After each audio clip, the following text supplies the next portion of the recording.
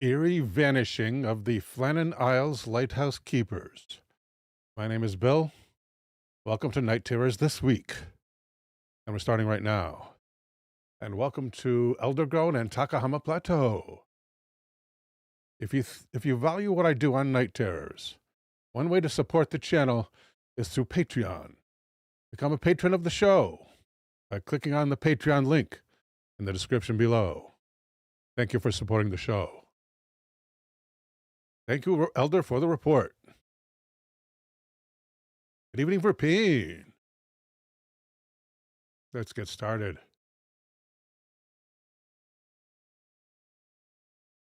Here at historicuk.com, there's an article by Ben Johnson entitled The Mysterious Disappearance of the Eileen Moore Lighthouse Keepers. Mr. Johnson begins. Ben Johnson, that's a historical name. The 26th of December, 1900. That's the day after Christmas, right? Which is, I guess, what they call Boxing Day. A small ship was making its way to the Flannan Islands in the remote Outer Hebrides. Its destination was the lighthouse at Eileen Moore, a remote island, which, apart from its lighthouse keepers, was completely uninhabited. Although uninhabited, the island has always sparked people's interest. T Plateau confirms it is Boxing Day. Not sure what boxing refers to, though. It was named after St. Flannan, a 6th century Irish bishop, who later became a saint. Welcome, David Bryce. Welcome, Green Tea. He built a chapel on the island, and for centuries shepherds used it to bring over sheep to the island to graze. But they would never stay the night, fearful of the spirits believed to haunt that remote spot. We're going to take a deep dive into this shortly and find out how much of this is accurate. Captain James Harvey we won't cover the sheep, though. We could ask AI. Captain James Harvey was in charge of the ship, which was also carrying Joseph Moore, a replacement lighthouse keeper. In charge of the ship, which was also carrying Joseph Moore, a replacement. Oh, this is one of the guys, a lighthouse keeper that was not yet there. As the ship reached the landing platform, Captain Harvey was surprised not to see anyone waiting for their arrival. He blew his horn and sent up a warning flare to attract attention. No response.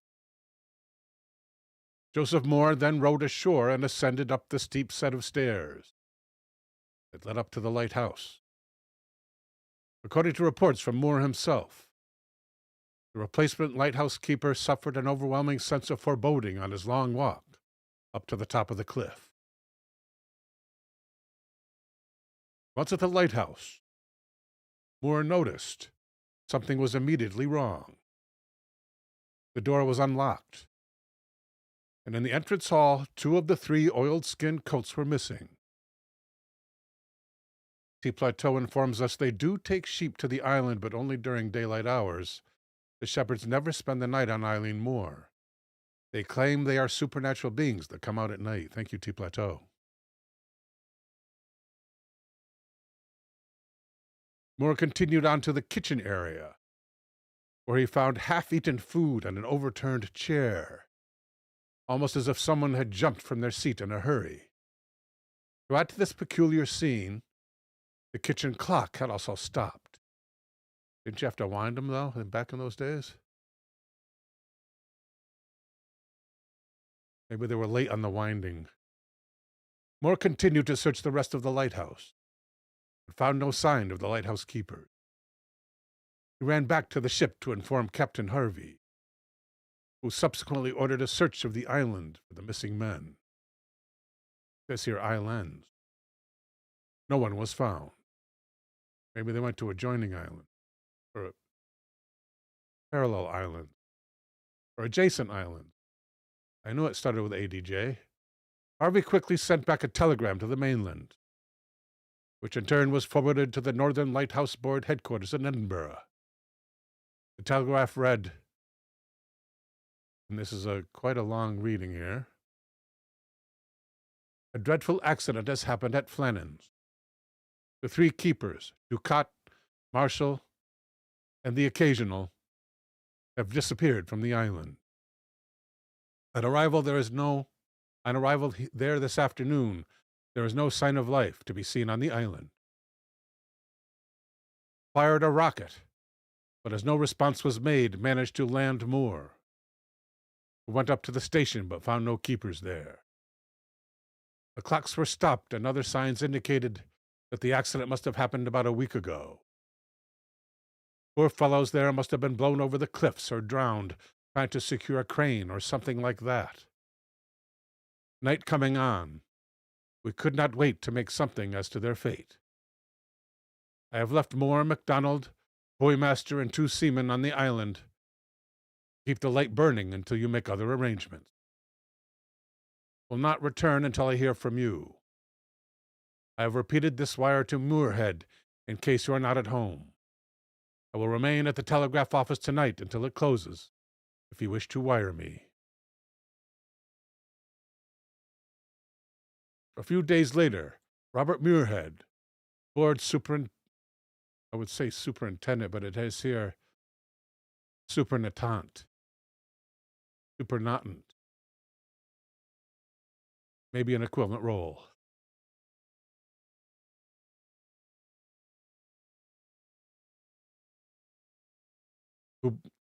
Robert Muirhead, who both recruited and knew all 3 men personally, departed for the island to investigate the disappearances. His investigation of the lighthouse found nothing over and above what Moore had already reported. That is, except for the lighthouse's log. Muirhead immediately noticed that the last few days of entries were unusual. On the 12th of December, Thomas Marshall, the second assistant, wrote of severe winds, the likes of which I've never seen before in 20 years. He also noticed that James Ducat, the principal keeper, had been very quiet, and that the third assistant, William MacArthur, had been weeping. What is strange about the final remark was that William MacArthur was a seasoned mariner, and was known on the Scottish mainland as a tough brawler. Why should he be crying about a storm?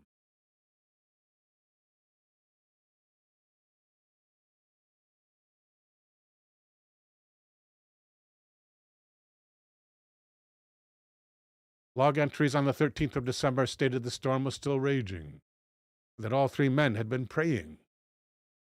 But why would 3 experienced lighthouse keepers, safely situated on a brand new lighthouse that was 150 feet above sea level, be praying for a storm to stop? They should have been perfectly safe.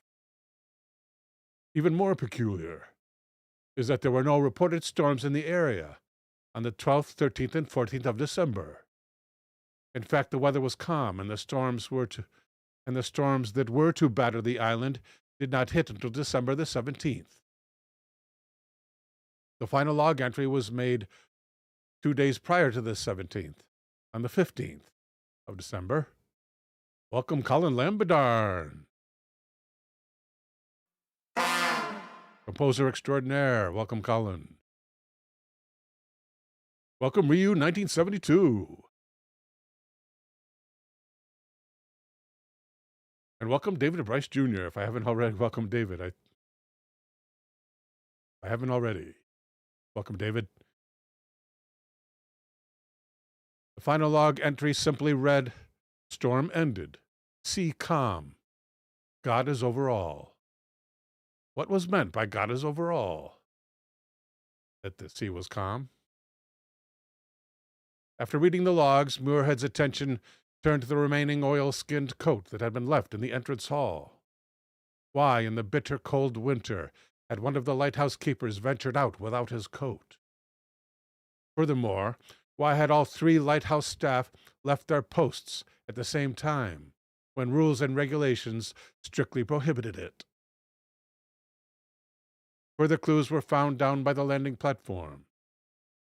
Here, Muir had noticed ropes strewn all over the rocks. Ropes which are usually held in a brown crate, 70 feet above the platform on a supply crane. Perhaps the crate had been dislodged and knocked down, and the lighthouse keepers were attempting to retrieve them when an unexpected wave came and washed them out to sea. This was the first and most likely theory, and as such, Muir had concluded it in his official report to the Northern Lighthouse Board. Welcome, Tony D.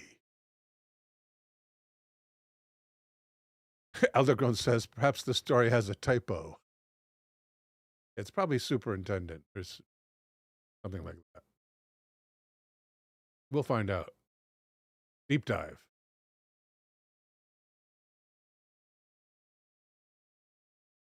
This explanation left some people in the Northern Lighthouse Board unconvinced.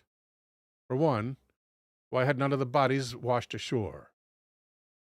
Why had one of the men left the lighthouse without taking his coat, especially since this was December in the Outer Hebrides?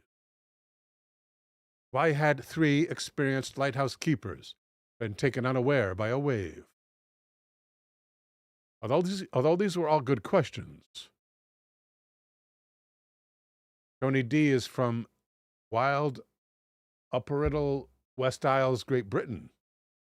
So Tony's close to the site of the disappearances, closer than I am.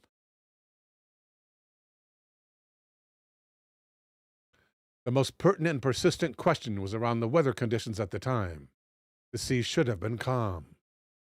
They were as sure of this as the lighthouse could be seen from the nearby Isle of Lewis. Lewis is inhabited, by the way, and any bad weather would have obscured it from view. Over the following decades, subsequent lighthouse keepers at Eileen Moor have reported strange voices in the wind, calling out the names of the 3 dead men. Theories about their disappearance have ranged from foreign invaders capturing them all the way through to alien abduction.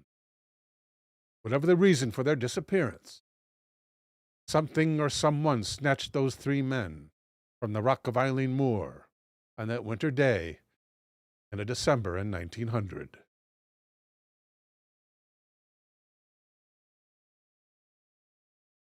And that's the end of that story. Let's take a look at, see if we can see if there's a picture of that crane. It's supposed to be crane above. Let's try Eileen Moore. Let's try yeah.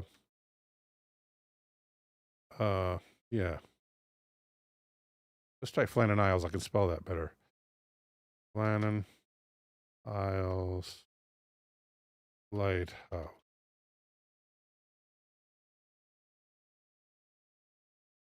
What we want to see is old black and whites here. What is the deal on this? Oh, it only goes over a little. Back in the day when I was making the original video, I did find these pictures. I should just look for them. Green Tea has a watch streak. Congratulations, Green Tea. And thank you, ma'am.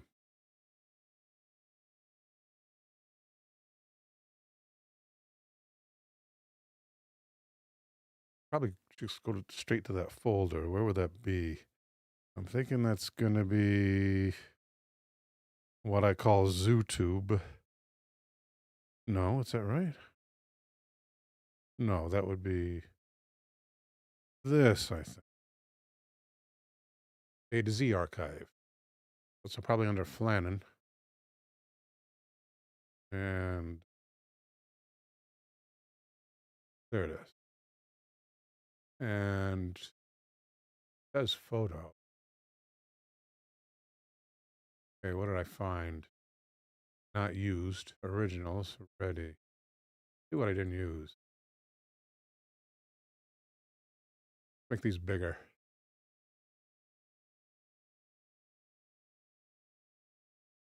Here's one. This wasn't used in my original video. Let's move this a little. Let's move this a little. It almost turns green. There it is. Oh, yeah, there's that crane right there. It was at the top of the steps, I guess, or at a platform. Maybe there's more steps to the top of the island, most likely.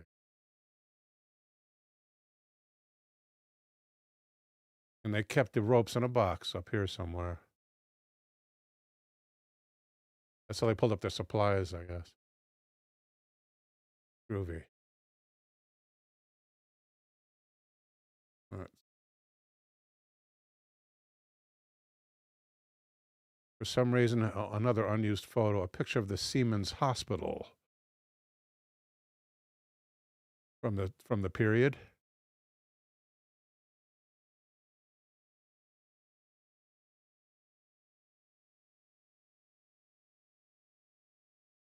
There's 2 seamen who were found.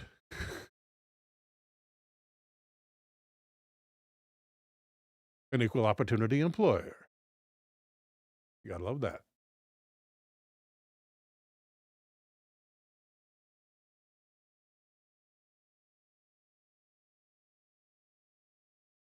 Lighthouse keeper cleaning the lens at somewhere else. Different lighthouse. Hey. What about the ones I did use? Elder has a link. Data image. Ignore that, he says. Welcome, Gotcha Man. Gotcha Man says, Yar. My peg leg and eye patch can attest to that.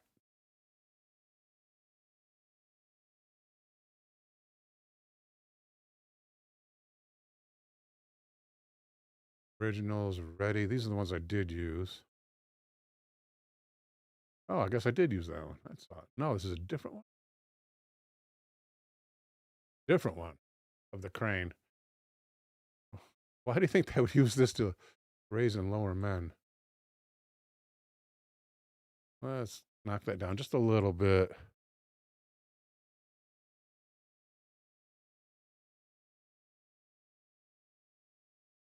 I guess as part of their, this is like a publicity photo or something, showing it could be done in an emergency. I doubt they would do this on a regular basis. That is Eileen Moore, the island. Colin Lambedarn says, haunted lighthouse stories are always great to hear. Thank you, Colin.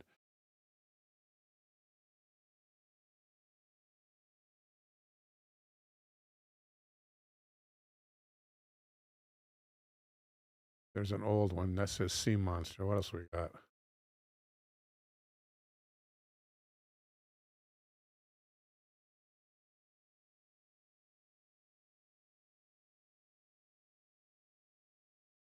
Nope, guess not.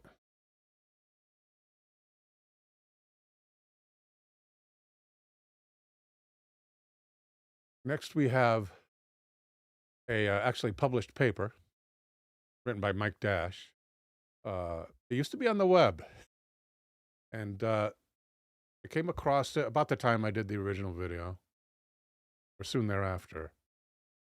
And when I went to look for it again a couple years later, I couldn't find it. The reason is it no longer exists on the internet, but the Wayback Machine has stored it. Therefore, we are lucky to be able to see it today. Unfortunately, it's written in very bad HTML and will not conform to the bounds of the browser. We'll just have to deal.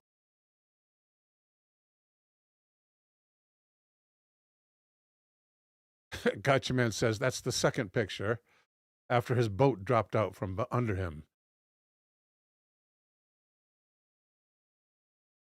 Welcome, House Mouse 2. House Mouse says, happy holidays. Merry Christmas to you as well. And or happy Hanukkah. And or Kwanzaa. And all the others.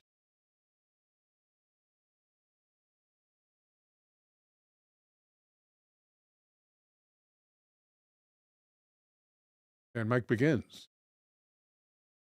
The unexplained disappearance of 3 Scottish lighthousemen from their lonely station in the Flannan Isles, the west of the Outer Hebrides, over Christmas 1900, may be likened to the mystery of the Mary Celeste.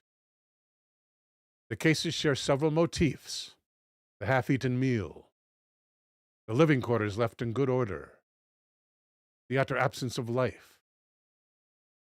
Though the Flannans' weird reputation has led several authors to speculate that the missing keepers may have been snatched by some supernatural power. But is there a simpler explanation? Mike Dash, a contributing editor to the Fortean Times, has conducted fresh research in the archives of the Northern Lighthouse Board and the British Newspaper Library, finding flaws in the popular retellings of this famous mystery.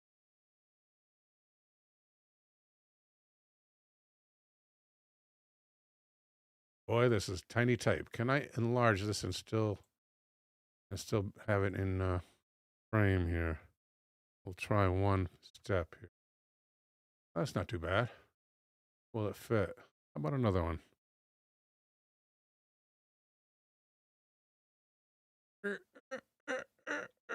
Not quite, huh?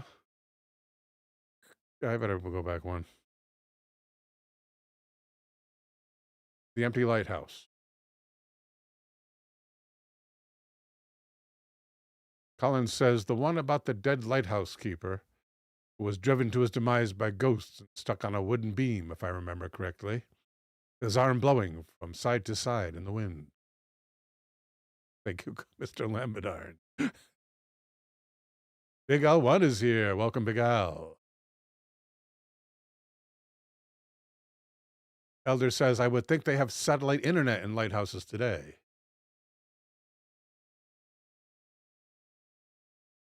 And maybe keeping a lighthouse is a nice job these days.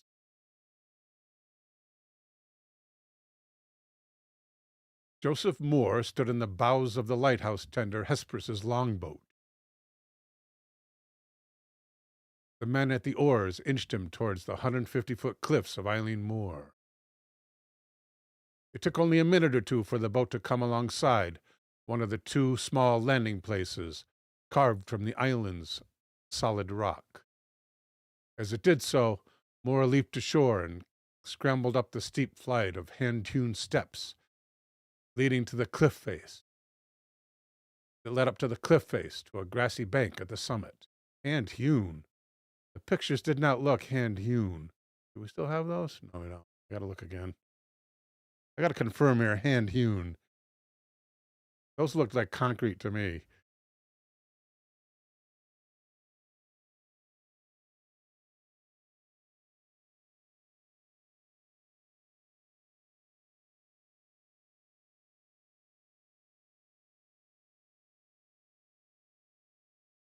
No way those are hand-hewn.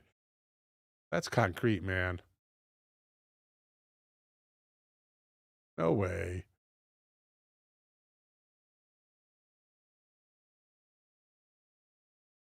It looked concrete. When I first saw it, I thought, those are concrete. Hand-hewn steps. Maybe there are a few hand-hewn steps. They had to get a start. I wonder what photos he looked at. Already we're running into inconsistencies. Yeah, Elder. I agree with Elder. He said maybe down towards the water they're hand-hewn. Right. They had to get a foothold, right?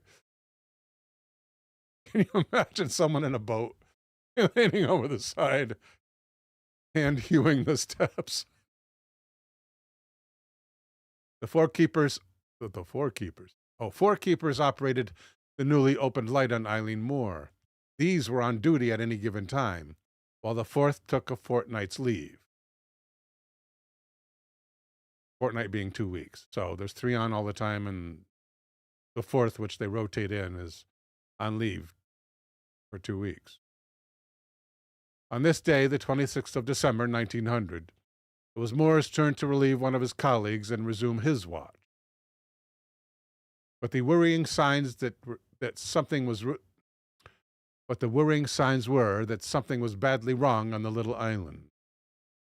There'd been no activity at the lighthouse as the Hesperus hove into view and sounded a blast on her steam whistle, and a rocket fired from the tender to announce her arrival had gone unanswered. Emerging at the top of the steps, the lighthouseman could see ahead of him the ruins of an ancient chapel, and beyond that the bulk of the new stone-built lighthouse itself.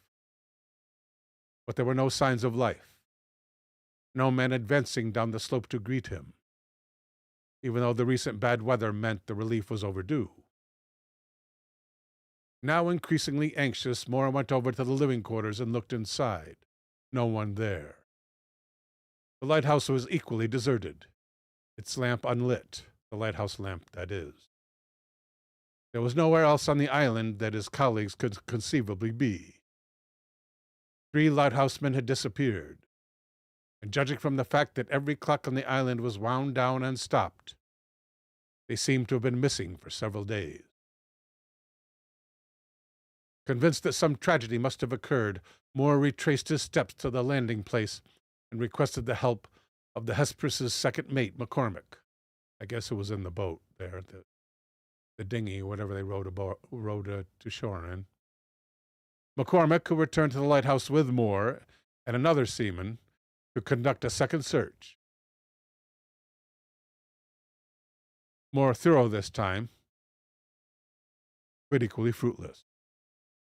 Eventually the men gave up and rowed back to the tender to report to her master, Captain Harvey.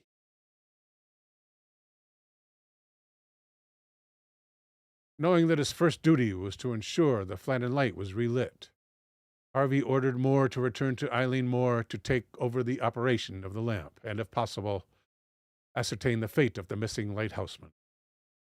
With him went 3 volunteers: Alan MacDonald, the boymaster, and Seamans Campbell and Lamont. When they had been safely landed on the rock, Harvey turned the Hesperus about to, looks like, Brestcleat in Lewis, the site of the nearest telegraph station, and sent an urgent telegram to his employer, the secretary of the Northern Lighthouse Board in Edinburgh. "A dreadful accident," he began, "has happened at Flannan. The 3 men who had disappeared so completely were all experienced lighthousemen, among the best employed by the board. The principal keeper was James Ducat, aged 43, who came from Arbroath and had spent 2 decades in the lighthouse service. He was a married man and had 4 children. Not someone likely to flout the rules. Ducat had been selected to run the Flannan Light while the lighthouse was still under construction, and had spent a total of 14 months on Eileen Moore, becoming familiar with all its moods. So the lighthouse is less than 2 years old. Its completion is less than 2 years, say. Welcome to Pedro Rojas Cervantes.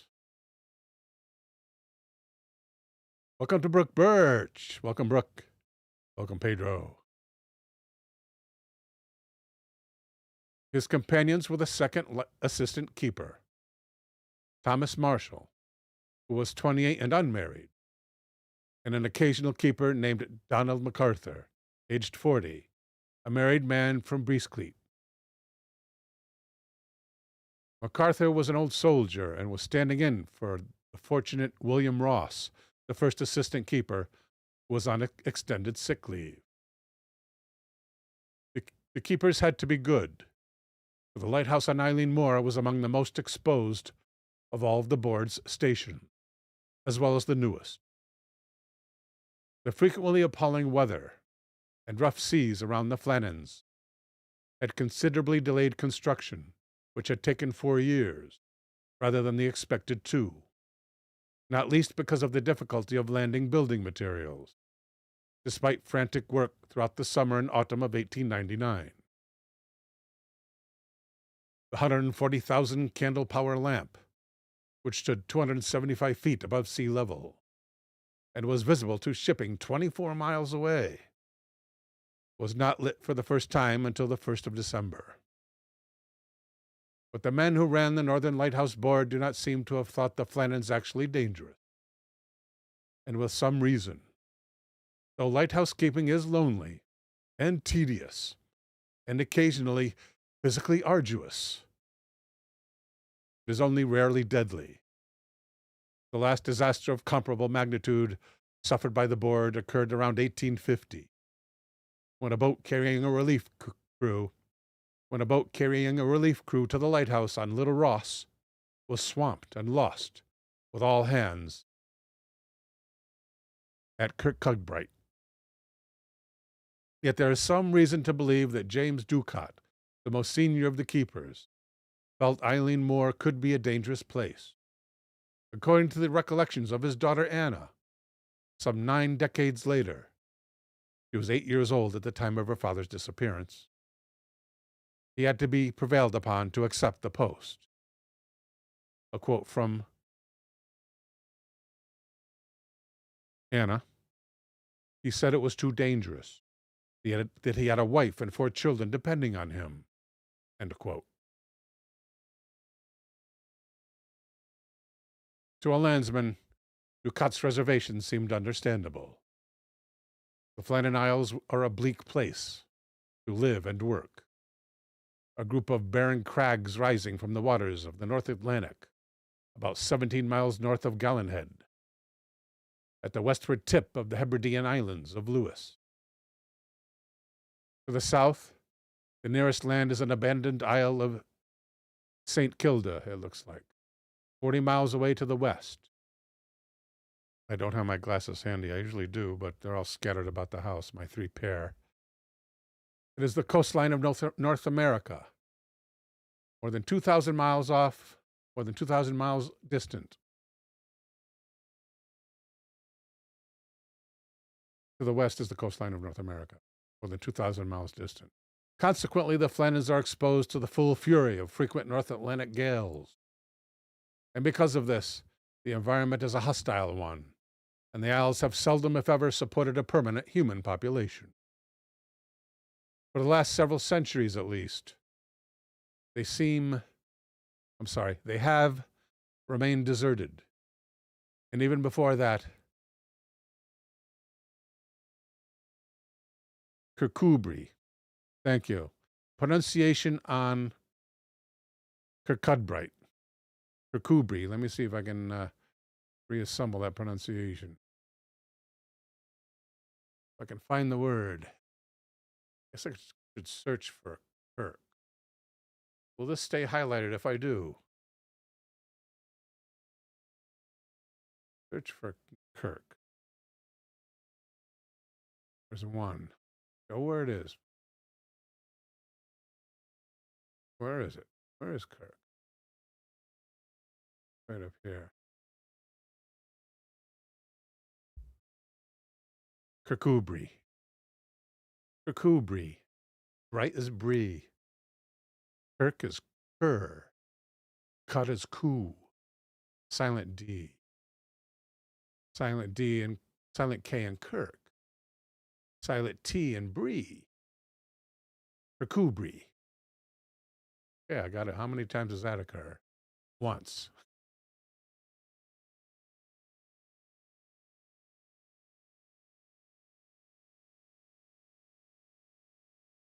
Before the last several centuries, before the highland clearances which reduced the local population and pressure on the land, they seem to have been visited mostly during the summer months, when a few Hebridean farmers would graze sheep there, or gather down in eggs from the seabirds' nests.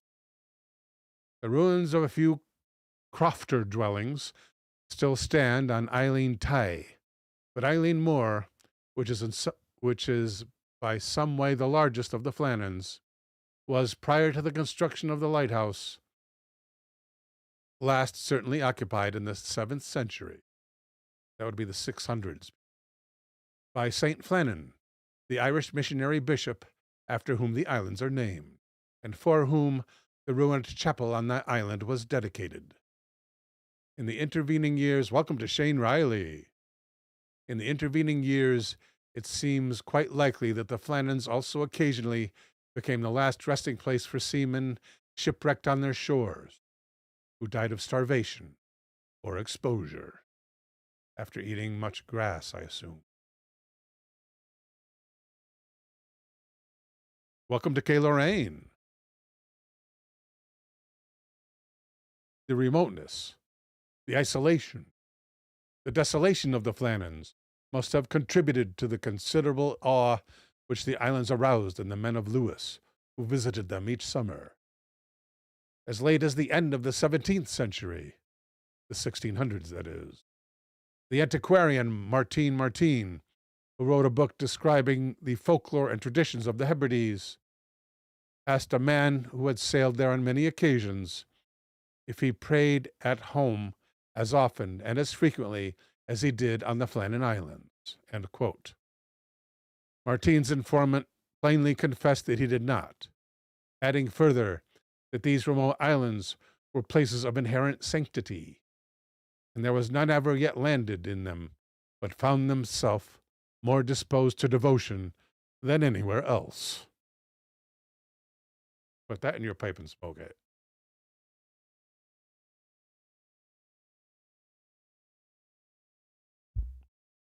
Than anyone else. St. Flannan's residence in the islands presumably accounts in part for this reputation.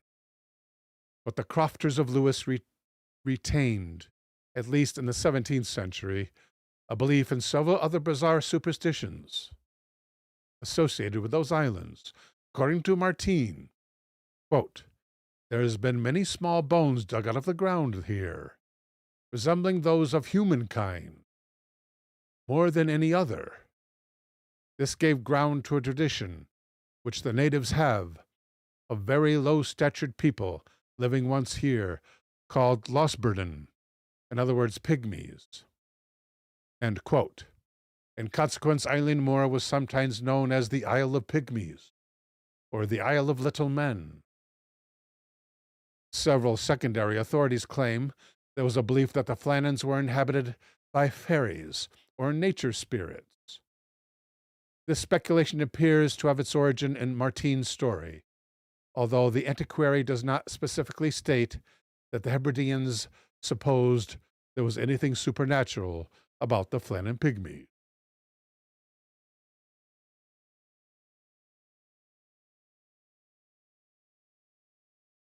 The other principal superstitions associated with the Flannans have also been presumed to suggest the isles were considered in some way otherworldly. Martin records that several peculiar customs were scrupulously observed by the men of Lewis, who visited Eilean Mor. The inhabitants of the adjacent islands of the Lewis, having a right to these islands, visit them once every summer, and there make a great purchase of fowls, eggs, down, feathers, and quill. When they go to sea, they have their boat well manned, and make towards the islands with an east wind. But if before or at the landing the wind turns westerly, they hoist up sail, and steer directly home again. If any of their crew is a novice, or not versed in the customs of the place, he must be instructed perfectly in all the punctilios. That's what it says. All the punctillos observed here before landing, and to prevent inconvenience that they think may ensue upon the transgression of the least nicely observed here, every novice is always joined with another that can instruct him all the time of their fowling. So all the boat's crew are matched in this manner. When they are got up into the island, all of them uncover their heads and make a turn sunways round, thanking God for their safety. The biggest of these islands is called Island Mor. It has the ruins of a chapel dedicated to St. Flannan.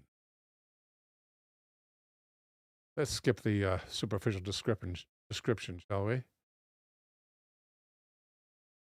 It appears that the traditions... What tradition? There are several other things which must not be called by their common names. Visk, which in the language of the natives signifies water, they call burn.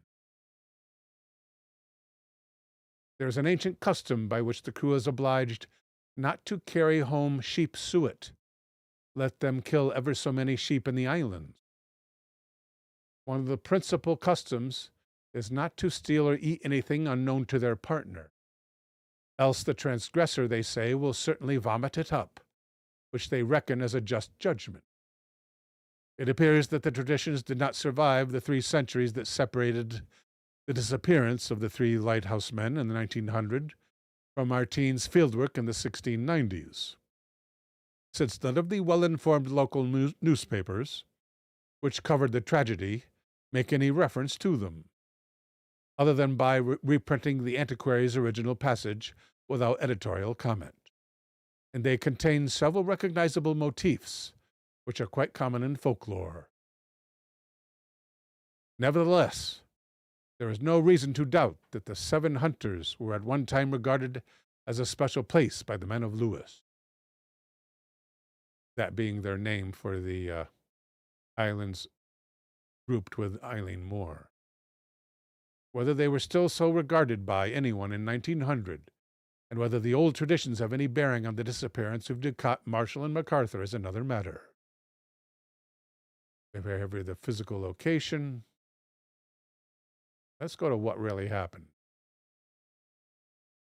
2 reports, written shortly after the discovery of the disappearances by Joseph Moore and Robert Muirhead, the superintendent in overall charge of the Flannan Light, survive, though the former is presently accessible only in part.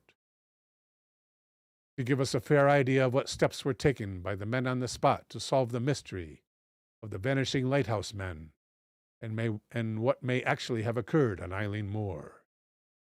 Welcome, Helter Skelter. Yes, this is actually live.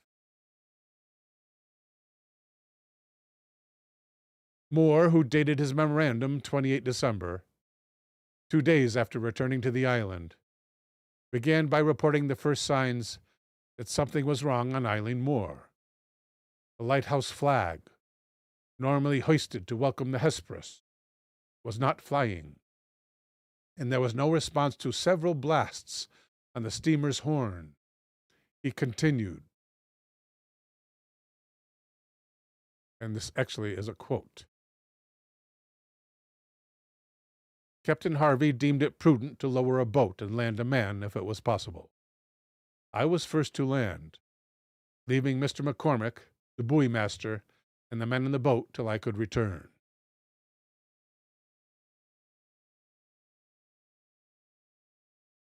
I went up to the lighthouse, and on coming to the entrance gate, found it closed. I made for the entrance door, leading to the kitchen and storeroom, and found it also closed, and the door inside that also closed, but the kitchen door itself was open. On entering, I looked at the fireplace and saw that the fire was not lighted for some days. I entered the rooms in succession and found the beds empty, just as they left them in early morning. I did not take time to search further, for I naturally well knew that something serious had occurred. I darted outside and made for the landing. I informed Mr. McCormick that the place was deserted.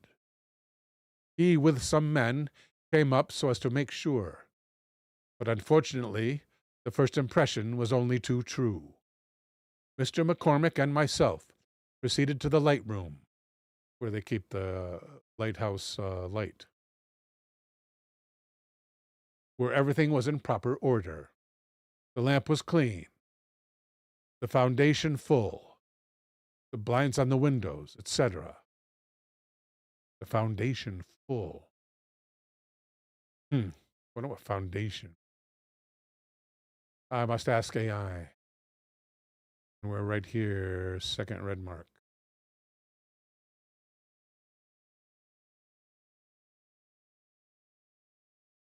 Gonna move this first. Turn it on. With regards to the lighthouse of a lighthouse,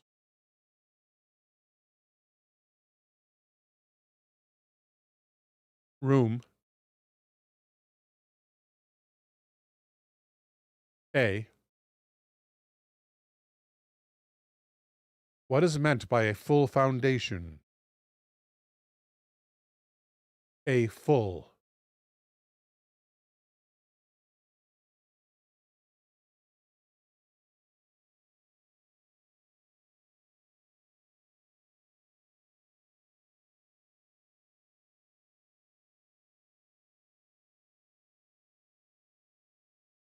Means that the structure is built on continuous load-bearing foundation. No, that's not it. That's not it.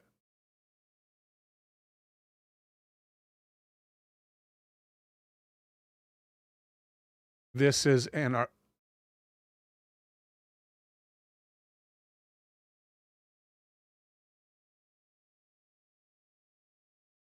archaic reference from 1900.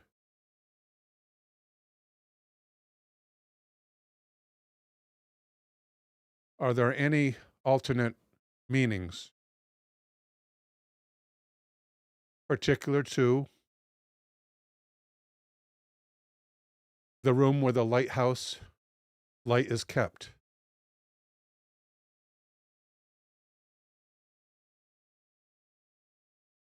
Yes. Full foundation gave room subsequent blah blah blah, not only ground foundation. Continuous lantern seating ring. The foundation was full, so it wasn't tipped off its base. Okay, good to know. Second red. Blinds on the windows. That night, Moore made sure that the lamp was lit at the proper time. And next morning, he and his companions searched the whole of the small island in hopes of finding some clue as to how and why his colleagues had vanished.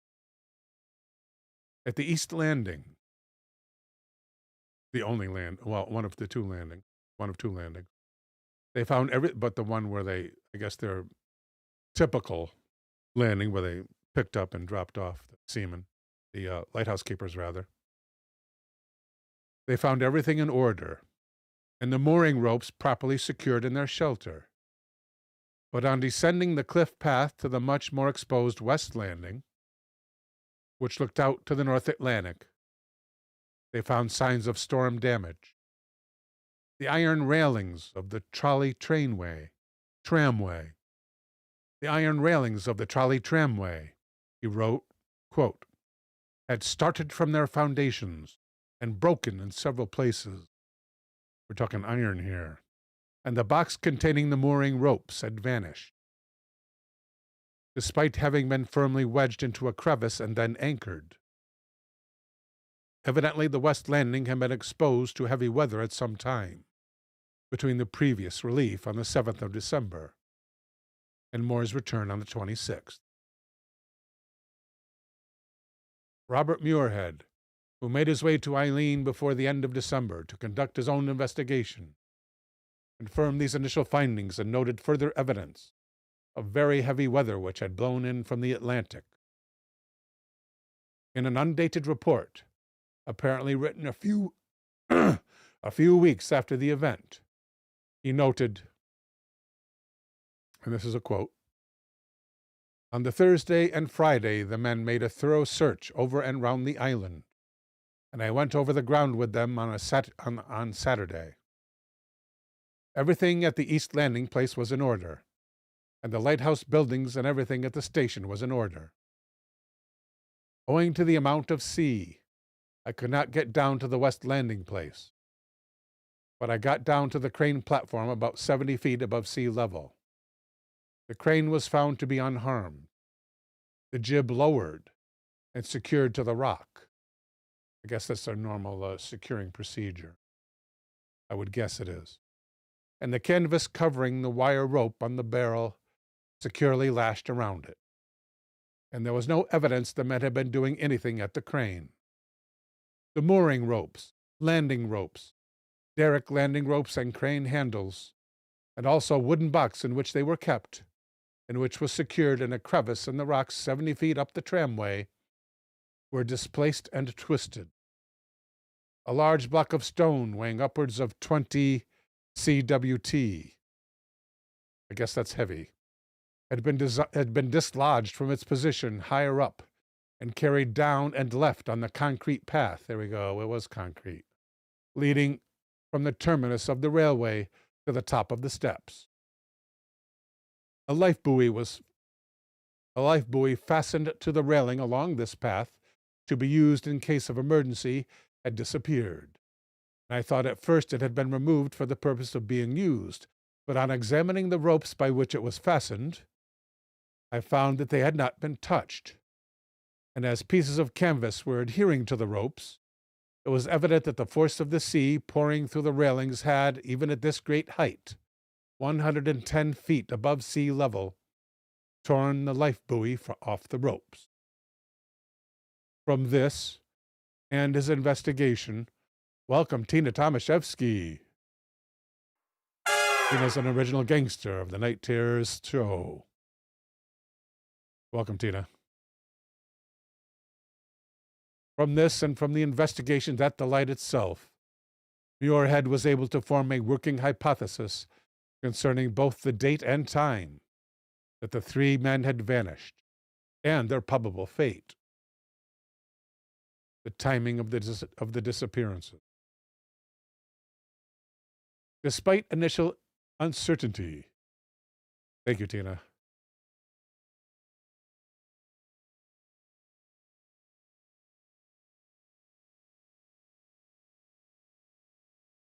Concerning the precise date of the disappearances, the evidence provided by the station's logbook, the state of the living quarters when the relief arrived, and reports from passing skippers made it possible to estimate the likely time to within an hour. Captain Harvey's initial supposition, which was taken up and reported by the local Highland papers, was that the tragedy probably occurred on 20th of December, 1900, 6 days before his arrival at Eileen Moor. He based this estimate on the fact that every clock on the island had wound down and stopped, and on the knowledge that the great storm battered the whole west coast on the 20th and caused considerable disruption to the north among the vessels of the Shetland fishing fleet. The closer investigations of Moore and Muirhead, however, soon led the likely date of the disaster to be moved back 5 days to the 15th of December. Certainly it could have occurred no earlier than 9 a.m.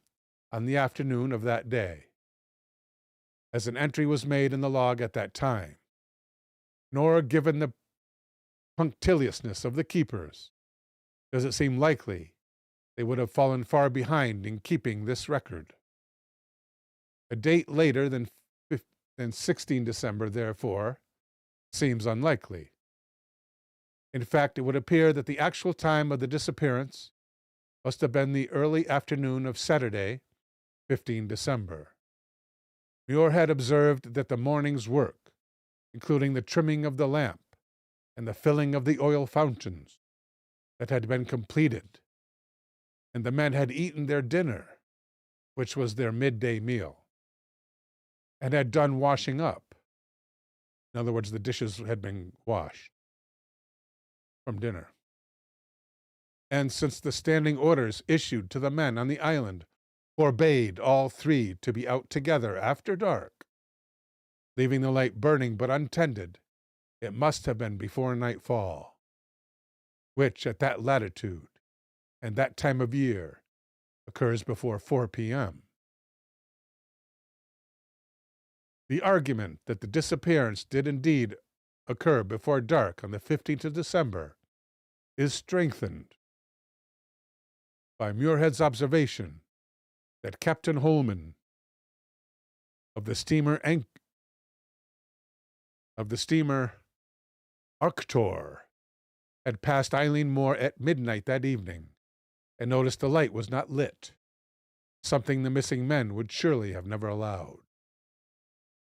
Several secondary sources have suggested that the weather off the Hebrides that day was calm, and that the disappearance was therefore unlikely to be a consequence of bad weather.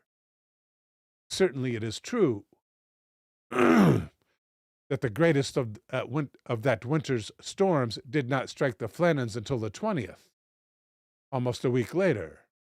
Nevertheless, there is no contemporary local evidence that the weather on the 15th was indeed calm, and the notion that the weather could not have been the culprit is not supported by other seamen or the local newspapers of the time.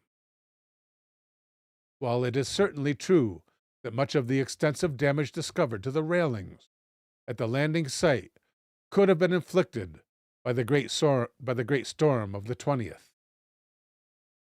Holman of the Arctur reported that the weather conditions just off the Flannans on the evening of 15th December as clear but stormy. The probable cause of the disappearances. Over the years, many theories have been advanced to explain the mystery of the vanishing lighthouse men. These include, there's 6 of them here. Welcome to Rita's Biz.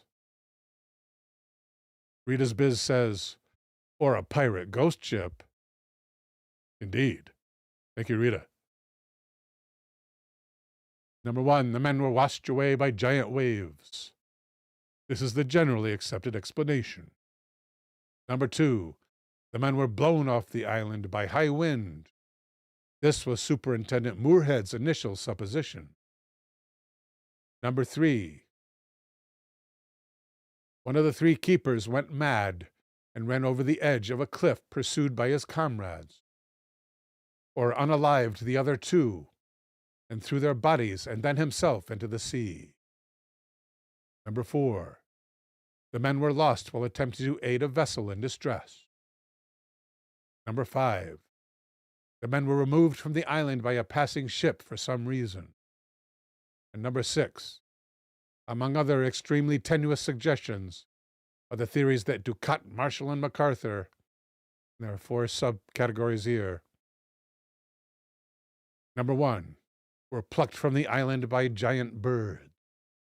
Number 2, unwittingly became a human sacrifice to some sort of supernatural agency. Number 3, were abducted by aliens. And number 4, were turned into giant birds by the little people of Eileen Moore.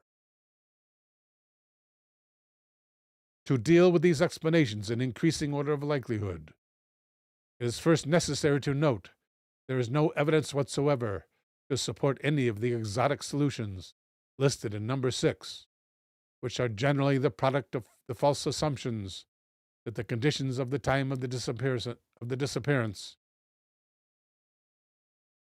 that the weather conditions at the time of the disappearance were so fine that poor weather cannot explain the mystery. Nor, though number 5 is marginally more plausible, number 5, the men were removed by a passing ship,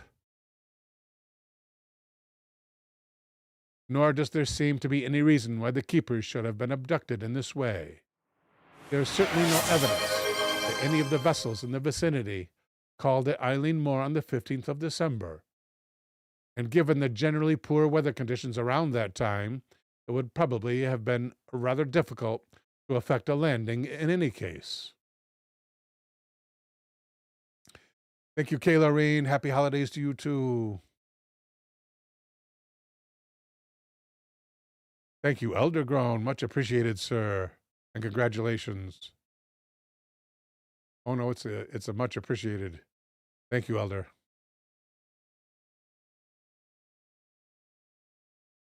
Ryu 1972 suggests eaten by coconut crabs.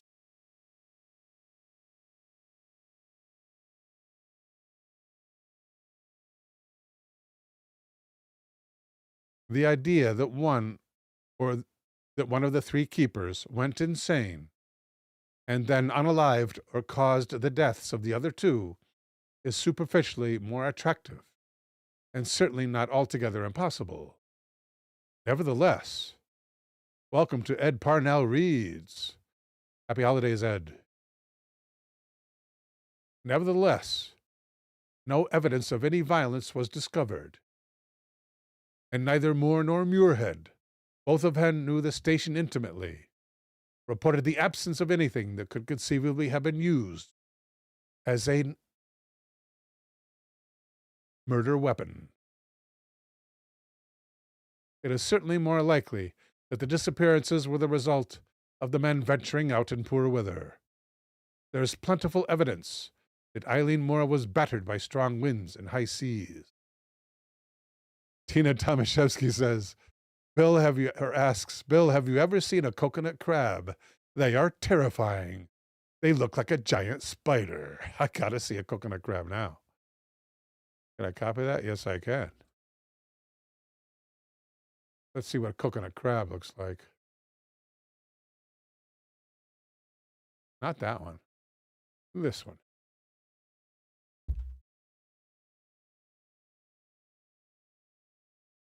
Ooh. This is a particularly creepy picture of one right here. The most spider-esque. Is it a good res? A very good res. Let's take a look.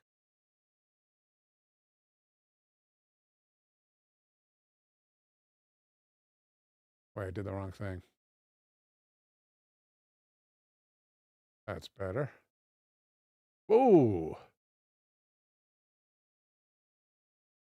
One click at a time. Ooh. And that is a coconut crab. Ooh, they have claws. Check it out. Is that a claw? Ooh, you must see more.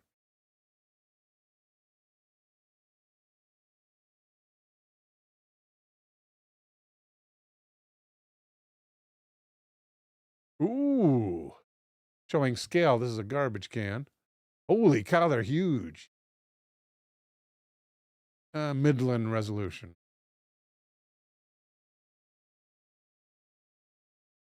Holy cow, you gotta be kidding me.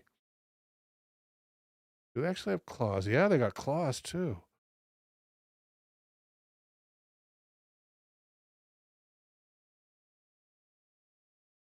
How about one more? Can I take it one more? Yeah. Yeah, that's a full-size garbage can there, my friends. It looks like on these two the rear forelegs, they have claws. Looks like this guy lost a leg. No, it doesn't. 1, 2, 3, 4, 5, 6, 7, 8. 8 legs. One hidden by here, right here. The rear forelegs with huge claws. And who knows if those are or not. I guess we got to see another picture.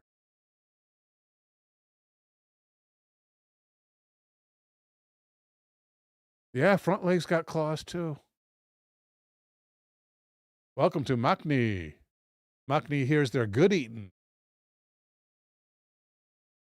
Tina says, I told you. And so what kind of res is this? Fairly good.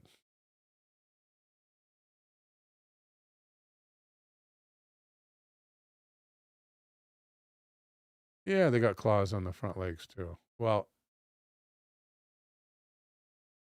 they got claws on like a lobster. But I've never seen I never looked closely at a crab, I guess. Do all crabs have claws like that? That's amazing. That thing must be huge. Nothing for scale here, but that's got to be huge.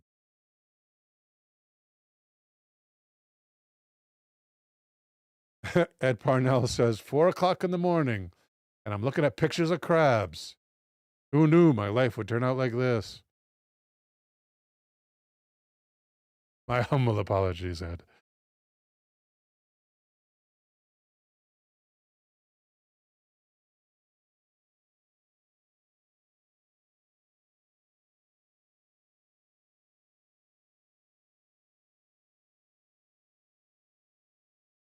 There's plentiful evidence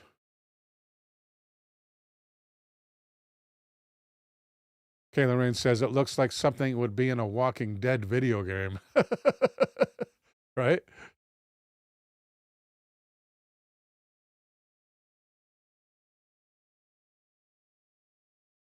There is plentiful evidence that Eileen Moore was battered by strong winds and high seas coming in from the west around the time the lighthouseman vanished. The rails of the western trolley tramway were damaged, and a box of mooring ropes securely anchored 70 feet up the west cliff face had been washed away. Further still up the cliffs, a life buoy fastened to a railing 110 feet above sea level had been torn from its mooring, and a heavy stone block weighing some 20 CWT. Sea weight? What is sea weight? Had been dislodged and falling. Well, I'll ask, I guess. How heavy is this in pounds? Ask AI.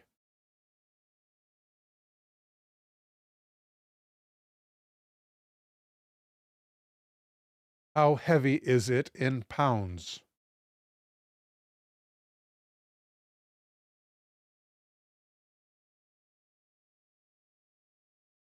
Depends on which hundredweight system is being used.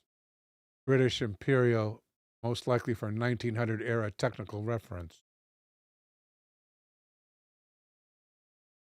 Over 1 ton. 2,240 pounds. A ton being 2,000 pounds. Over a ton. What happened to it? Had been dislodged and fallen onto the concrete path below. Ton. Wow, half the weight of a car. Approximately half the weight of a passenger car, right? Wow. That's huge, says T. Plateau. Could such damage have been caused by high winds alone? Seems unlikely. Muir had considered and discussed the possibility of the men being blown by the wind, but as the wind was westerly, I am of the opinion, says the author, notwithstanding its great force, the more probable explanation is that they had been washed away, and as had the wind caught them, it would from its direction have blown them up the island. And I feel certain that they would have managed to throw themselves down before they had reached the summit of the brow of the island. That from the author. Mike Dash, I believe. Yes, Mike Dash wrote this paper. Welcome to Spider Demand. Welcome in, Spider. After examining the ropes that had attached the missing life buoy to the railings, the superintendent found further evidence to support this contention, noting, quote, as pieces of canvas were adhering to the ropes, it was evident that the force of the sea pouring through the railings had torn the life buoy off the ropes. And, quote, Moore added that the iron railings on the path down to the west landing had started from their foundations and broken. Iron railings breaking. In several places. This evidence implies that waves at least 110 feet high, created presumably by local conditions along the cliffs of Eileen Moor, had smashed into the island during those storms of December 1900. There could be no doubt waves of this magnitude would have been more than capable of sweeping away any men unfortunate enough to have felt even a fraction of their full force.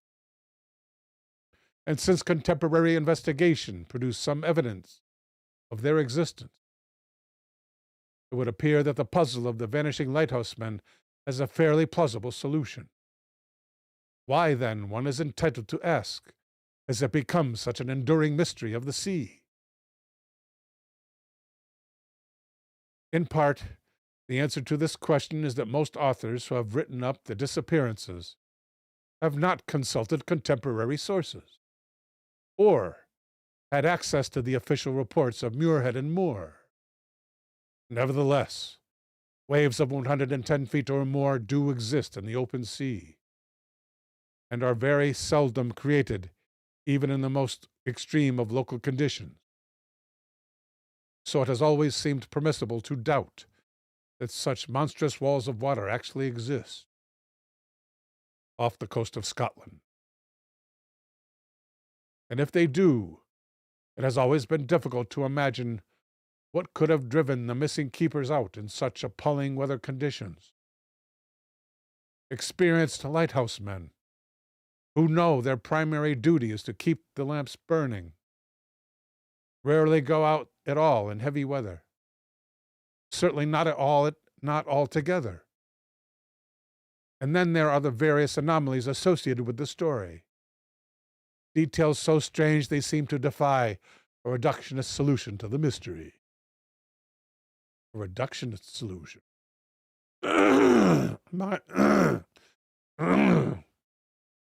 My voice is already gone. I've had no...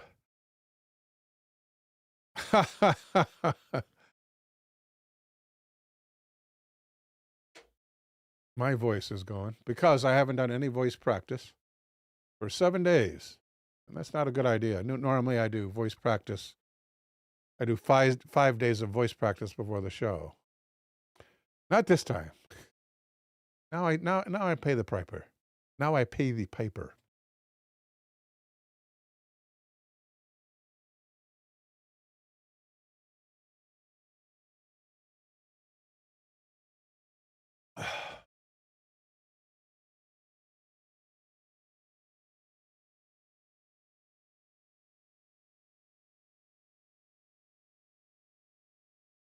Elder Grown with a explanation. Thank you, Elder. Reductionist adjective, analyzing and describing a complex phenomenon in terms of its simpler fundamental constituents. So almost like Occam's razor, huh? Very interesting. Thank you, Elder.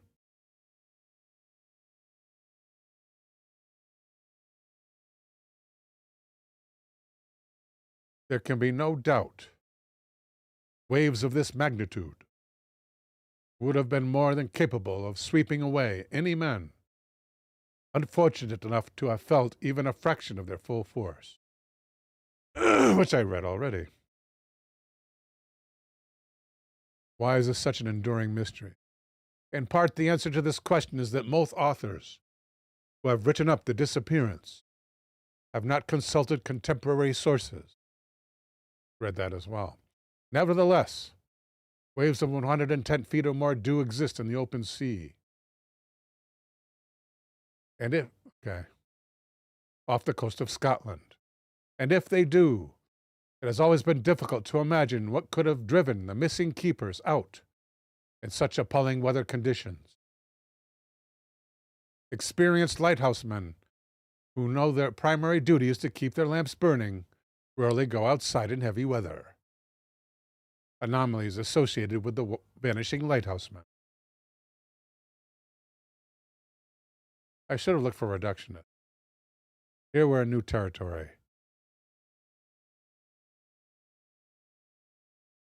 Yeah, this is what I'm drinking is it's iced tea, Crystal Light iced tea with lemon. Well, it's not real Crystal Light. It's generic Walmart version Crystal Light.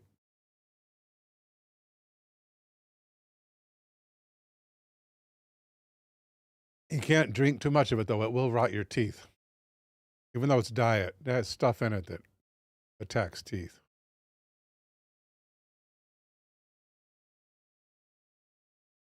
Accounts of the disappearances on Eileen Moor typically draw attention to one or more of 4 anomalies that have become associated with the case, each of which appears to suggest that the solution to the puzzle is not as straightforward as it first appears. Before considering the giant wave theory in more detail, it's necessary to consider each of these mysteries in turn. The mysterious logbook entries. Of all the strange circumstances surrounding the disappearance of the 3 light keepers, perhaps the most peculiar is the reputed existence of odd and even mystical entries in the station's log. Vincent Gaddis, who based his account on a 1920s American pulp magazine article derived from English sources, states that the mysterious logbook entries were written in Thomas Marshall's hand and read as follows.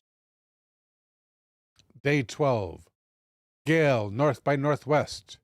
Sea lashed to fury. Storm bound 9 p.m. Never seen such a storm. Everything ship shape. Ducat irritable. 12 p.m. Storm still raging. Wind steady. Storm bound. Cannot go out. Ship passed. Sounding foghorn. Could see lights of cabins. Ducat quiet. MacArthur crying. December 13. Storm continued through night.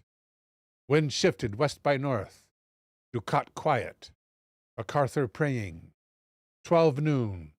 Gray daylight. Me, Ducat, and MacArthur prayed.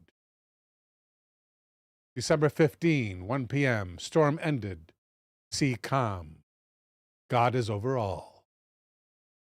Several writers who repeat these entries, including Gaddis and Michael Harrison, assert, not unnaturally, that they are extremely strange. Gaddis observes that the men could hardly have been swept away by the storm, if there had been one, for according to the log, the storm had passed when the last entry was made. The storm was over, and peace had come. He adds, Ducat, usually very good-natured, had just returned from his leave on shore. Why should he be irritable? MacArthur, a hardened veteran seaman, who had weathered the sea's worst blows, well known as a lusty, fearless brawler on land, crying, what could have been the mysterious, extraordinary situation that would make the strong MacArthur weep? And Harrison, always inclined to the sensational, labels the log disturbing and puts himself in the position of the three lightkeepers. Whatever was happening, or whatever ghastly doom seemed to be threatening, now included the logkeeper, Marshall, in its menace. For on the following day, this was the solitary, brief, and sinister entry. Gray daylight. Me, Ducat, and MacArthur prayed.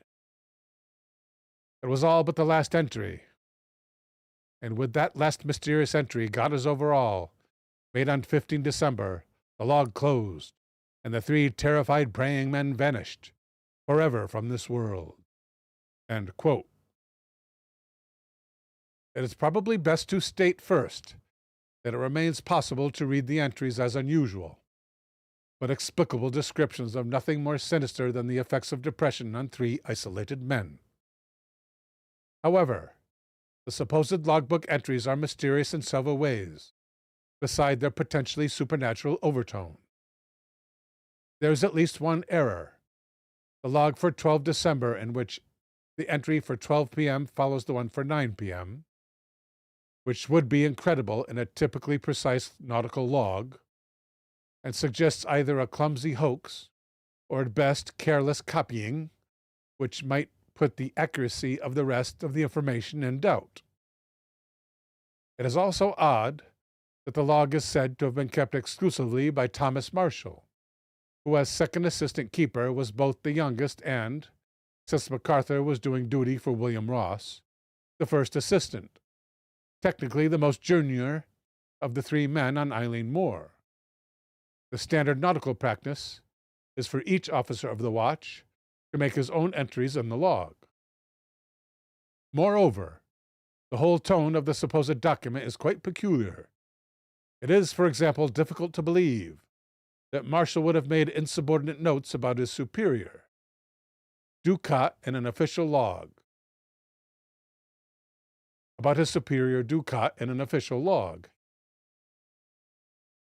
His suggestion that the principal keeper had been irritable would be read not only by the commissioners of the Northern Lighthouse Board, who might conceivably require him to justify his comment, but presumably also by Ducat himself, who might certainly object to being presented to the board in Edinburgh, Marshall's supposed musings actually read like entries in a diary. Okay, this is a long sentence with many clauses, but presumably also by Ducat himself, who might certainly object to their being presented to the board. Marshall's supposed musings actually read like entries in a diary, though no authority has ever suggested they are anything other than a dry official log. Yeah, that sentence actually doesn't hang together very well. So I'm going to call, what do you call that? That's with a C. Not context, but, and not spelling. It's the other one. My memory's no good these days. T. Plateau suggests ergot poisoning. Other ones suggest poor writing is poor. Coherency. No, it's when you write, there's you can get spelling right or wrong, and you can get a C word right or wrong. And it's not context.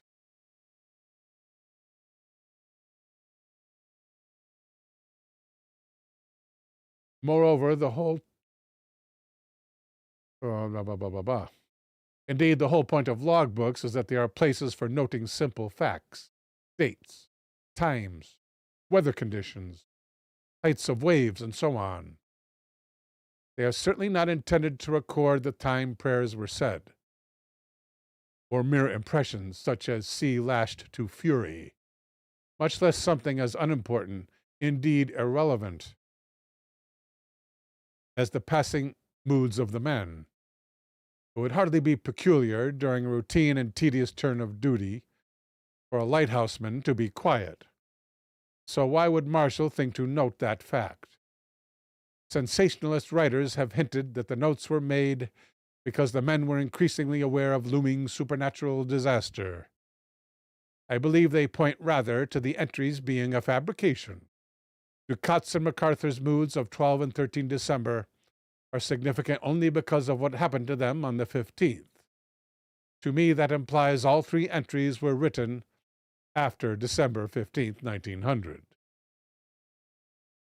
Such coherency negative would be incoherency. Elder's suggestion. Tina is also drawing a blank. C. C. Maybe I'll think of it later.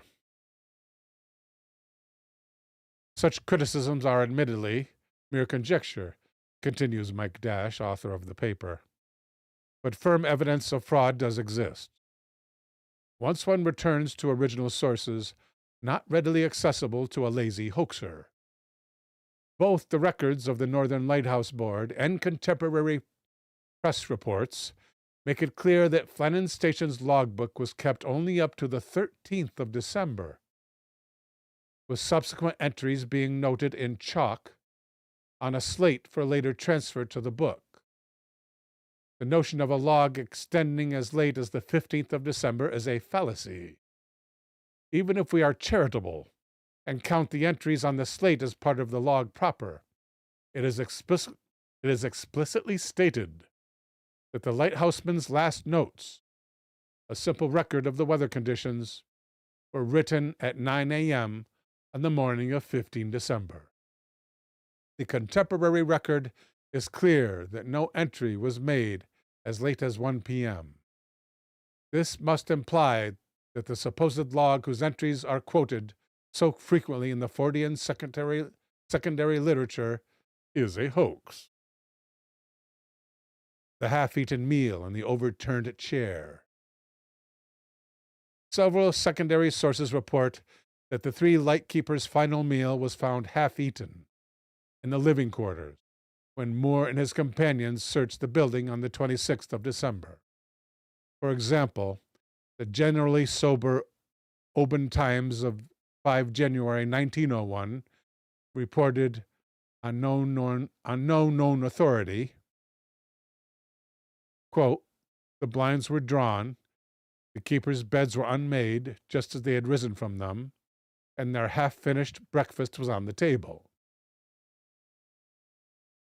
It is sometimes said that the final meal was of salted mutton and boiled potatoes.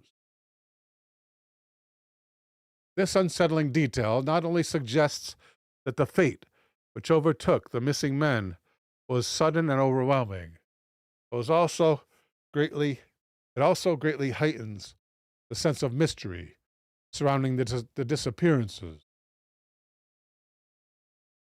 Colin Lambedarng suggests calligraphy. No, it wouldn't be calligraphy. Let's see. And it's not context, it's not calligraphy, and it's not consistency. Maybe it starts with a P. I must apologize, dear followers. Might be a P. It's the word for, it's the word that describes, I'll give you a definition of it. It's the word that describes basically the order in which you put words.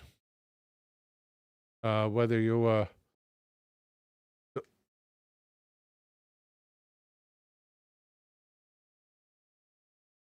order in which you put words, and if you have a dangling participle, and let me ask AI. Tina Tomaszewski with 1, 2, 3, 4, 5, 6, 7, 8, 9, 10.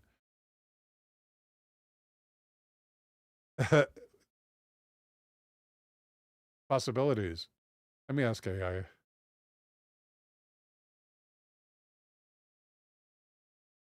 Should be a new one, probably, but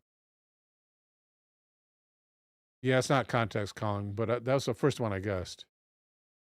Punctuation, not punctuation. Thank you, Matt. Thank you, Matt McCabe, and welcome, Matt McCabe.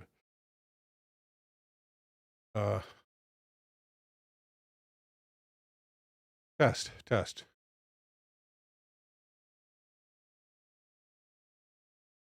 What is the name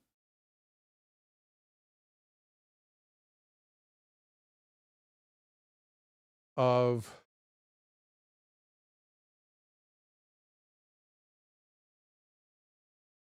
writing where sentences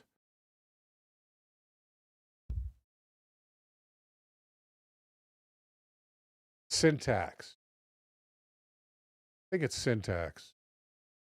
It's syntax. It wasn't a C or a P. Syntax. Yeah, there was something wrong with that syntax. It is syntax. Sorry, guys. You guys are really, thank you, Two Feathers, and welcome, Two Feathers. You guys are really good at coming up with words that start with C, by the way. Really, really good. A plus plus plus plus.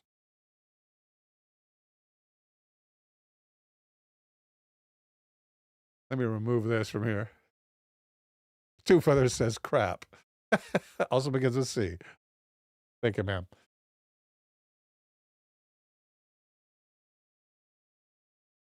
It is syntax, Verpeen. Thank you, Verpeen. Verpeen pulling it out of the air.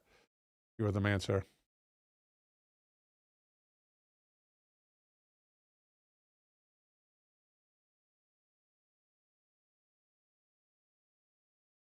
This unsettling detail not only suggests that the fate which overtook the missing men was sudden and overwhelming, it also greatly heightens the sense of mystery surrounding the disappearances on the Flannan Isles, because it consciously echoes the case of the most notorious of derelicts, the Mary Celeste, which was found abandoned in the North Atlantic in 1872, several days after the last entry was made in her logbook, no trace being found of her 10 passengers and crew. Retellings of this famous case often report that hot food and cups of still warm tea or coffee were found on the cabin table, and the stove in the galley was lit. In fact, continues Mike Dash, It is definitely established that the living quarters on Eileen Moor were clean and tidy, just as there is no doubt that no final meal or hot drinks were found aboard the Mary Celeste. This fact was commented on by Robert Muirhead, who wrote, "The pots and pans had been cleaned and the kitchen tidied up, which showed that the man who acted as cook had completed his work, the preparation of lunch and its aftermath. Nor is there anything in the reports of Moore and Muirhead to support the contention that the beds were left unmade.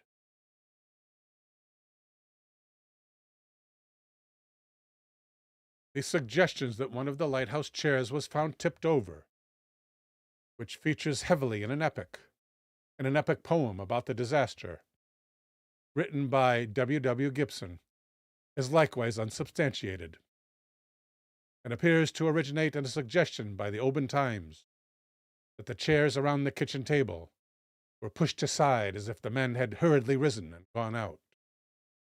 Neither Moore nor Muirhead mentions any such discovery. Nevertheless, the idea that at least one of the missing men left the lighthouse in a hurry is not at all improbable, as will be seen. Missing oilskins and unused outdoor clothing. Each of the men stationed at Eileen Moor had a set of wet weather clothing for use near the landings in high seas or poor weather conditions. Ducat, the principal keeper, had sea boots and a waterproof. I guess they mean the oilskin. While Marshall had sea boots and oilskins, a waterproof. Let's ask for the difference. Whoops.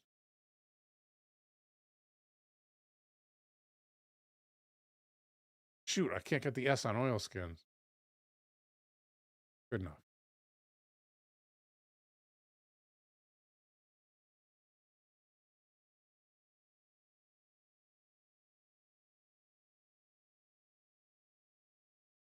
At that time,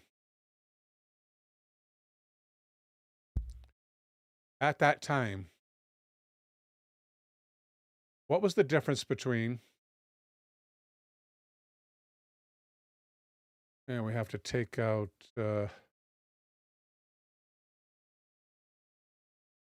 part about Marshall, a waterproof and oilskin. What's the difference between a waterproof and oilskin? Oilskins, older specific technology. Garments made from cloth impregnated with oil, most commonly linseed, fish, or oil and wax. Waterproofs, a broader, newer category, could include rubberized cloth, vulcanized rubber coating, or early treated textiles using resins or gums. Oilskins were waterproof, but not all waterproofs were oilskins. Waterproof is any garment designed to repel water. Could be oilskin or rubberized, so evidently a rubber piece of clothing. Rubberized piece of clothing. I'm going to have to do an adjustment to my height, I believe.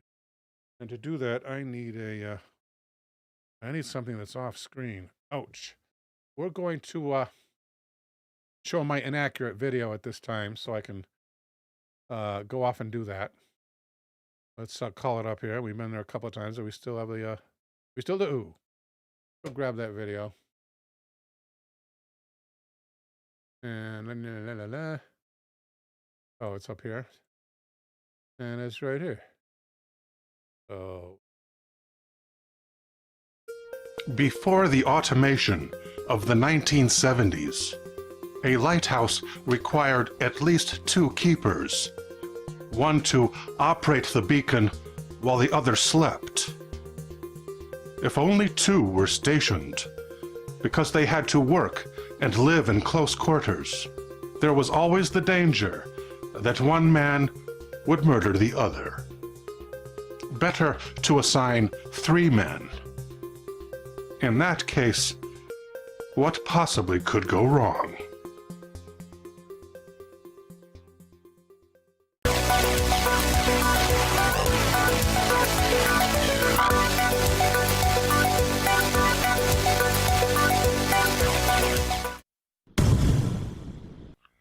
The Flannan Islands are 7 rocky spurs that suffer harsh North Atlantic weather. Stony outcrops endanger shipping vessels, which stray but slightly off course in the absence of a working lighthouse. Thus one was built on the largest of the islands, Elan Moor, which is only a few hundred yards across. The standard crew of 3 lighthouse keepers was stranded on Elan Moor because the isle had no boat of its own. There were no beaches, only steep faces of cliff on all sides. Supplies or visitors were fitted with a harness and hoisted ashore by winch and crane.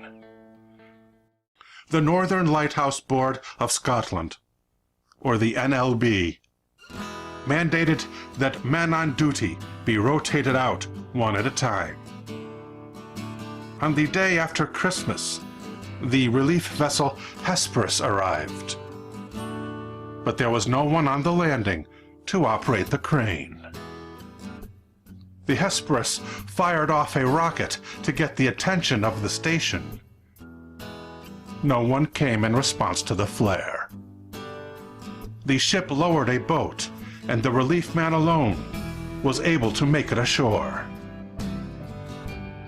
At the lighthouse keeper's cottage, he found the door closed, but unlocked. When he opened it, 3 birds with dark feathers flew out of the door, of a species he could not identify. Inside, the beds were neatly made. The station was tidy. The dishes were clean. Their last meal had been a lunch. No sign of distress. The captain of the Hesperus dispatched a wireless telegram to the NLB that all 3 men had vanished into the night without a trace. The superintendent of the NLB investigated the island. 3 sets of outdoor gear had been issued, waterproof coats called oilskins. Only 2 were missing. The 3rd oilskin was still on a hook in the cottage. The superintendent copied the most recent entries from the logbook. After he left the island, the logbook disappeared. The log reported unusually calm weather. Computer analysis of historical area records confirmed calm weather leading up to the day of the last entry, and for several days thereafter. The log also reported tensions between the men. Thomas Marshall was the gentle giant, but he became unusually quiet and withdrawn. James Ducat was the senior lighthouse keeper with decades of experience. He would never allow the cardinal rule to be broken. One man was to stay inside the cottage at all times. The 3rd man, Donald MacArthur, was a drinker who often got into fights at the pub. Only conjecture remains to explain the disappearance. Were they swept away by waves from a sea quake? Or captured by a ghost ship? Or devoured by a sea monster? Perhaps they were abducted by aliens. Perhaps the supervisor, Ducat, confiscated a bottle of rum that MacArthur had smuggled onto the island and locked it up. The good-natured marshal was in the lighthouse, waiting to be relieved by the chief.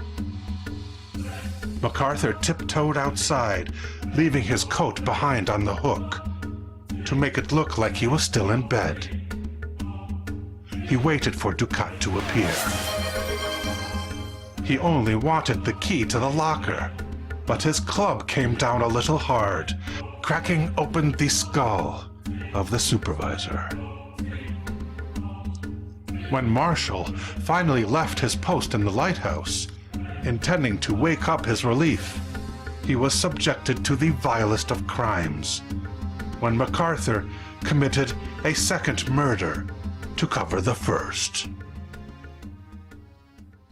It would have been easy for MacArthur to dispose of the bodies and invent a cover story. But as is often the case with short-tempered bullies, MacArthur was also weak-willed.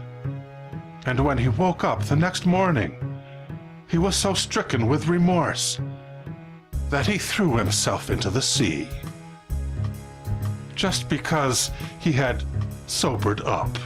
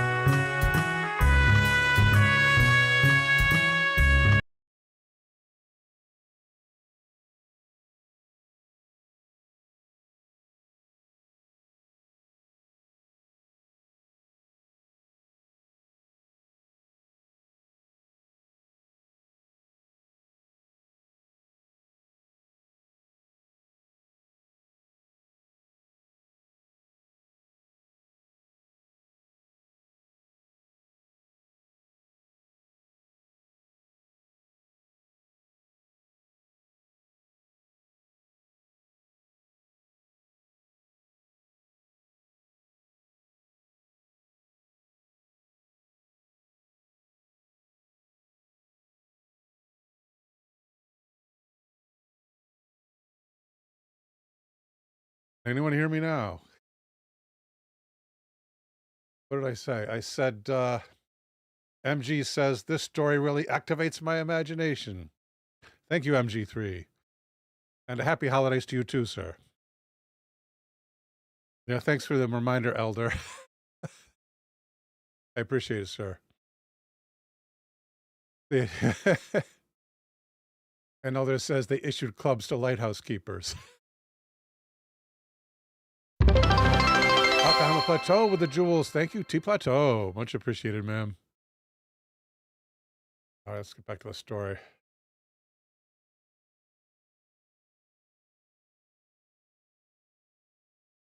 Whoop. I'm kneeling on the floor now. My back has been bugging me. And it's the first time I've ever done it this way, but I try to do the show kneeling, the rest of the show kneeling. How's this going? Okay, there we go.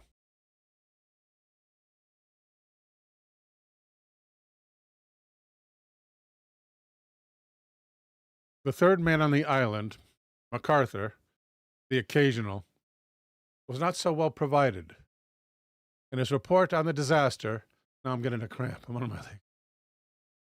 Joseph Moore noted that he owned no oilskins, only an old coat known to his companions as his wearing coat. Oh, so he had one rubberized, one oilskin, and one regular coat that the guy wore all the time. Holy cow. Bad decision there, MacArthur. Probably because he was an occasional. And I guess the board didn't buy coats for you. I guess you had to buy your own equipment, huh? At least as far as that went.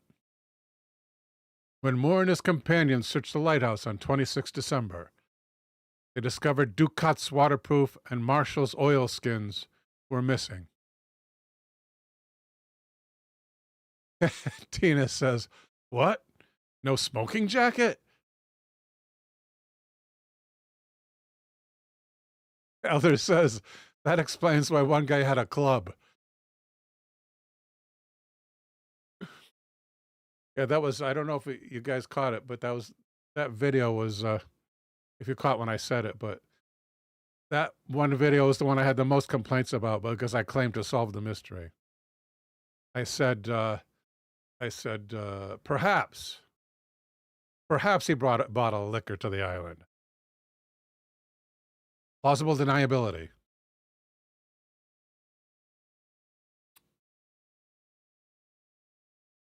Okay, the wearing coat. They discovered MacArthur's wearing coat was still on its peg, which shows more noted. As far as I know, that he went out in his shirt sleeves. It does not seem likely that the occasional would have done this willingly, in weather bad enough to have caused his companions to don their waterproofs. And this suggests that whatever happened to the three missing men, it must have happened to Ducat and Marshall first, and that MacArthur ran out of the lighthouse to aid them without waiting to don his coat. Finally, it's worth noting that the Oban Times... I'm kneeling on cushion, Colin. I'm not going to kneel without a cushion. Yeah, I'm like 65. I use a cushion. And I can only kneel on one of my knees. The other one is a little dicey.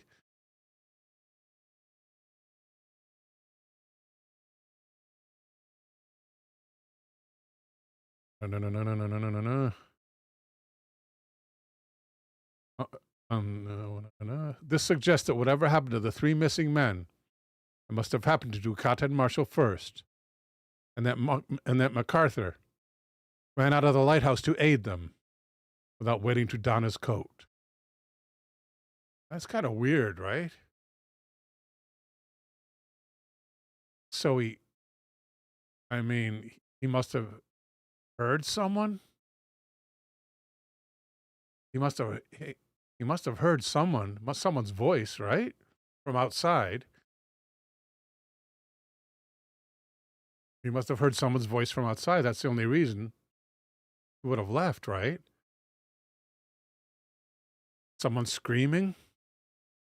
Or maybe he heard someone screaming. Finally, it is worth noting, but how far away could he have heard a scream? They must have been close to the lighthouse. How high were those waves? How high was the lighthouse itself above sea level? Let's ask AI.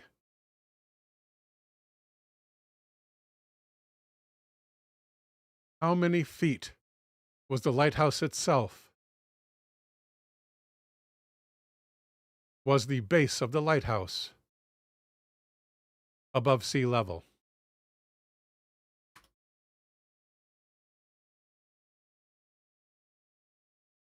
Cannot be confirmed with the information provided. Oh, come on.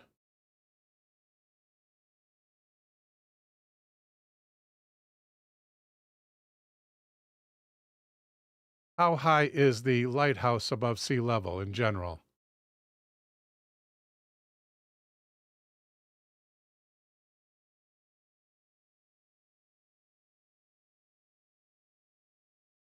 You cannot find the height of this lighthouse above sea level anywhere?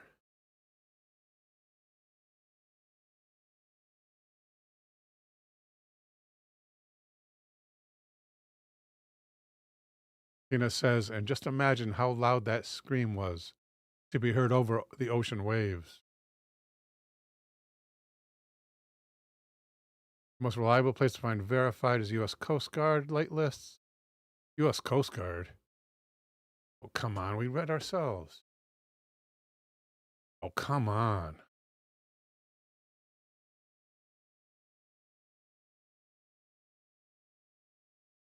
We read several descriptions ourselves of the height above sea level. I'm going to browbeat AI about this later.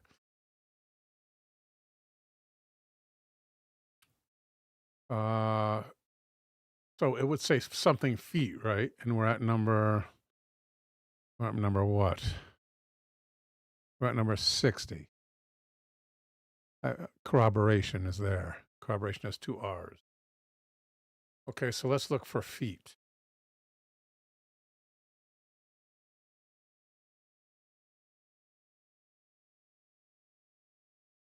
We know it's 110 feet, the railings, right? Which are probably halfway down. Even the lamp house, 300 feet up.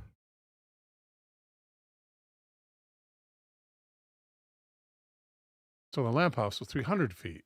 So 3 times that. And they said, on occasion, crouching on the shoulder of the island some 200 feet above sea level. He himself was nearly washed off the cliff. Shorter than 200 feet. So the base of the lighthouse couldn't have been 100 feet, could it? I wouldn't think it would. 100 feet? Anyway,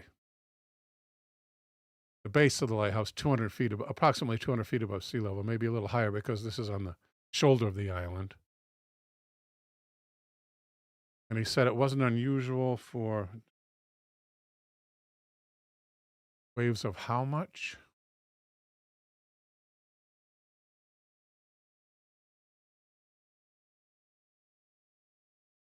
The crane above the normal high water mark is 70 feet. He said waves. What did he say about the waves? Feet.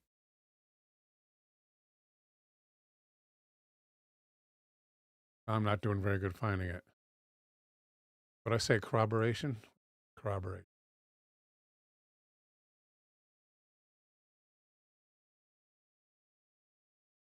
One. Good. Finally, it's worth noting that in the Oban Times, in its flawed report of 5 January 1901, which also contains 2 other significant errors, see above, also claimed that an oilskin, which would have had to have been Marshall's, was found fixed to the wreckage of the crane above the west landing. I have found no corroboration for this statement. Oh, thank you, Tina. Good to know. Turn off your alarm, which is close. You must have sensed it. The secret passage. Martin's 1695 account of the peculiar customs practiced by the men of Lewis on their annual visit to the Flannan Isles has been used by several writers to imply there was something unearthly about Eileen Moor, and that it was home to some preternatural power which might have had a hand in the disappearance of the 3 lighthouse men. Jean Michel, undoubtedly the best read of the secondary authorities, recounted the superstitions and comments, remarking other bogus stuff.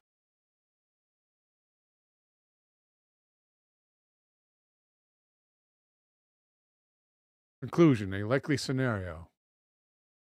If, as appears probable, the 4 anomalies normally associated with the mystery actually had no bearing on their disappearance, 2 questions remain. Could waves capable of sending water up to 110 feet up a cliff face have battered Eileen Moor that December? And if they did, could they account for the apparently simultaneous disappearance of all 3 of the missing lighthouse men? The answer to the first question appears to be a definite yes. But you have the scream, right? He heard something. Nothing else would have drawn him out, I'm sure, without a coat, right? Nothing else would have drawn him out without a coat, without hearing something. A scream or someone who came in to grab him. Maybe someone came in to grab him to rescue the 3rd man, right? But why wouldn't he have grabbed his coat? Probably the 2nd guy wasn't complaining when he came along. They probably went out to rescue the 3rd man who was in danger.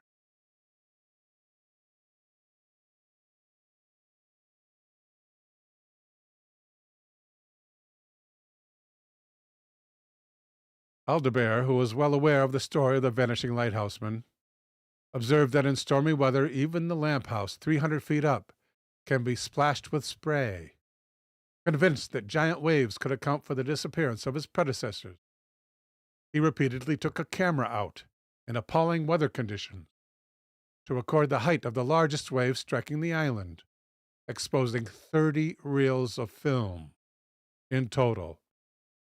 So, and how many on a reel of film? Maybe 30 pictures on a reel of film? Is it 30? If so, that'll be around 30. If so, that would be 900 pictures. On one occasion, crouching on the shoulder of the island some 200 feet above sea level, he himself was nearly washed off the cliff. A coil of rope lying on top, and too solid to be shifted by the wind, was washed off. The water lay a foot deep after the wave receded. My pictures do not show the highest waves, but they do give some idea of their immensity, writes Mike Dash, the author of the paper. Perhaps these poor fellows, being fairly new to the Flannans, did not realize the extreme danger. It is possible, though, that all three lighthouse men could have been... Is it possible, though, that all three lighthouse men could have been caught simultaneously by such a wave? And why would MacArthur have braved the storm in his shirt sleeves? Aldebert had a theory to explain this, too. Theory number 2. I guess this is a quote. While I was at Flannan, I would often sit there, putting myself in the place of the principal. A storm is raging, and Mr. Ducat is worried about his landing ropes. Nobody goes out of a lighthouse in bad weather. But if he loses his ropes, relief may be impossible, and he must save them if he can. After dinner, the wind starts to drop, leaving the cook to wash up. He and the other man put on their sea boots and coats and make their way to the west side, as there is no handrail by the railway. They come to the safety path, which has a handrail, reaching the path which runs at right angles to the stairway. And seeing the path dry, they continued towards the crane, where the box for stowing the landing ropes is situated. Suddenly a wave much bigger than the previous one comes in and sweeps one of the men back into the sea.